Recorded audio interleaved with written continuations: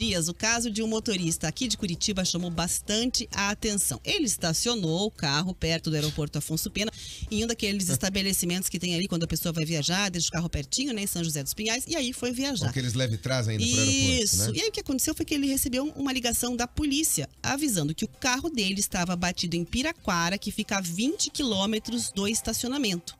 Um funcionário do estacionamento, segundo a polícia, tirou as placas do carro e resolveu dar uma voltinha com o veículo.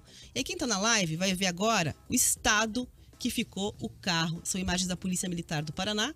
O estado que ficou o carro deste motorista, que estava viajando, voltou, e aí tem mais, ele procurou o estacionamento, que, segundo ele, informou o seguinte, não tinha dinheiro para pagar, não sabia bem como é que ia fazer, a ação foi do funcionário, então restou a ele processar o estabelecimento. Que situação, hein, Riva? Tem que chegar a esse nível, né, E o estacionamento, você, em geral, imagina que está seguro o seu carro, né? Você pensa que está seguro o seu carro.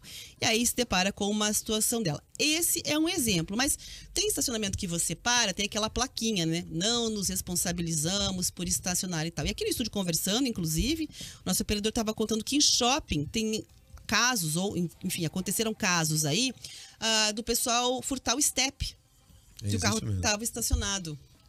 Então, às vezes você acha que está mais seguro do que na rua e esse tipo de situação acontece. Então, a gente vai conversar agora com o advogado, mestre e doutor em Direito pela Universidade Federal do Paraná, Frederico Glitz, para entender um pouquinho, né, onde é que está aí a cobertura e a segurança de quem estaciona o carro num estabelecimento pago. Bom dia, muito obrigada, Frederico, pela entrevista. Então, a gente já começa querendo entender exatamente qual é o limite de responsabilidade do estacionamento sobre os bens do motorista e sobre o carro no momento em que ele para nesse local? Bom dia. Na verdade, essa responsabilidade decorre do próprio contrato de depósito. Então, se você deixa o seu automóvel nesse estacionamento, você tem não só a pretensão, mas o direito de que ele seja, a integridade dele seja assegurada.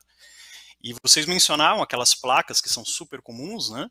Essas placas muitas vezes são consideradas, inclusive, como práticas comerciais abusivas, ou seja, o seu texto não é levado em consideração em relação ao consumidor. Doutor, a gente, quando tiver isso mesmo, a gente pode desconsiderar, porque o medo da gente você olha aquilo e fala, bom, já sei que se tiver problema, a responsabilidade vai ser minha, os danos são meus e ponto final. Então, o entendimento é que aquilo é desconsiderável. É desconsiderável porque é uma cláusula abusiva, né? E ela é tida por não escrita. Então, você tem uma relação, por exemplo, essa, transferência do risco que é própria do empresário para o consumidor, ela é tida como uma cláusula não escrita. Bom, e aí, por exemplo, no caso desse motorista que ele chegou e tinha o carro danificado, né? Não estava nem lá, foi um caso bem extremo. E quando ele procurou o estacionamento teve uma postura diferente do que o senhor está nos informando, né? Assim, ó, não é comigo, não sei quem vai pagar, nem tenho dinheiro para isso. Restou a esse motorista, que por coincidência é um advogado, entrar com uma ação contra o estacionamento e agora vai ter aquela dor de cabeça de esperar a ação tramitar, recurso e tudo mais, até que ele consiga aí reverter essa situação e ser indenizado, e ter o conserto do carro, enfim, coberto ali, né? Então, por exemplo, qual é o caminho se a pessoa teve um problema com o estacionamento e o estacionamento já disse, ó, a minha plaquinha tá ali e, enfim, eu coloquei, ele entra nesse conflito, né, do que é o certo e do que o empresário está informando para esse motorista. A própria questão da placa, ela é uma tentativa de evitar um custo no futuro, né? Então, ela tem um efeito interessante, como, por exemplo, incentiva o consumidor a tomar cuidados que lhes são básicos, como, por exemplo, não deixar a chave na ignição, não deixar as janelas abertas, sempre que possível levar a chave consigo, estacionar de uma forma adequada e assim sucessivamente. Isso, no entanto, não retira o risco que é próprio do estabelecimento, nesse caso do estacionamento. Então, a guarda, por exemplo, a conservação, a fiscalização, se não tem ninguém mexendo no porta-malas para tirar o step ou quebrando um vidro, isso é próprio do estacionamento. E a placa não vai fazer diferença nesse aspecto.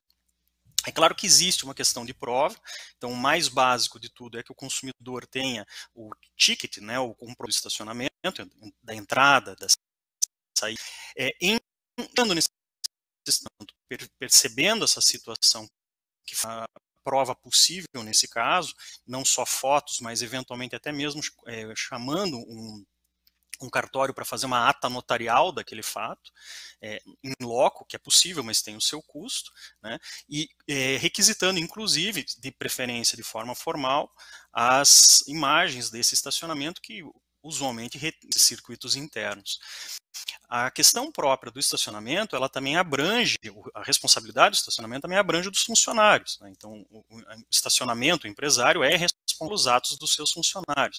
Nesse caso, simplesmente atribuir a esse funcionário uma responsabilidade, é com ele, eu não tenho nada a ver com isso, também não faz nenhum sentido do ponto de vista jurídico, até porque esse empresário vai ter que ressarcir os danos e, na sequência, buscar ressarcimento junto ao seu funcionário. Dada essa situação que é tão comum, assim, tramita hoje na Câmara dos Deputados um projeto de lei tornando obrigatório, ou pretendendo tornar obrigatória, a contratação de seguro para estacionamentos. Ele ainda é projeto de lei, isso ainda está sendo discutido, mas é uma dica para o empresário aí que eventualmente queira se resguardar em relação a um dano que possa acontecer para o seu cliente. Agora, professor, esse ressarcimento ele tem que ser imediato? Qual é a forma que ele tem que acontecer? Porque a gente está vendo que muitas pessoas estão judicializando esse processo, né?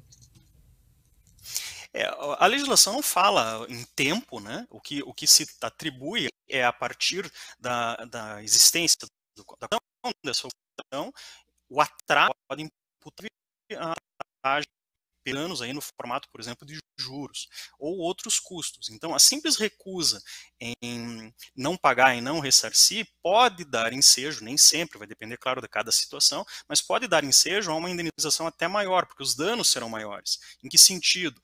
Um carro reserva, um táxi que precisa ser tomado, Uber e assim sucessivamente. Lembrando que cada vez que você é condenado numa indenização, existe uma contagem de juros que hoje é de 1% ao mês, sobre este valor. Então, realmente, postergar o pagamento de uma dívida pode fazer com que essa dívida fique realmente grande. Nesses casos, até também preservando o nome, a marca, o reconhecimento que o público tem desse estacionamento, é muito conveniente que o empresário busque entrar em contato com seu cliente, com seu consumidor e tente sanar o dano dele mais pronta, mais positiva, menos reativa, né? Até mesmo para preservar aí o reconhecimento que ele tem nesse mercado. Existe um aspecto que ele precisa levar em consideração, que empurrar com o tempo, empurrar com a resolução desse problema nem muito conveniente do ponto de vista econômico. Tá certo, muito obrigada pelas informações. A gente ouviu então o advogado, especialista e doutor em Direito pela Universidade Federal do Paraná, Frederico Glitz. Frederico, obrigada, um ótimo dia para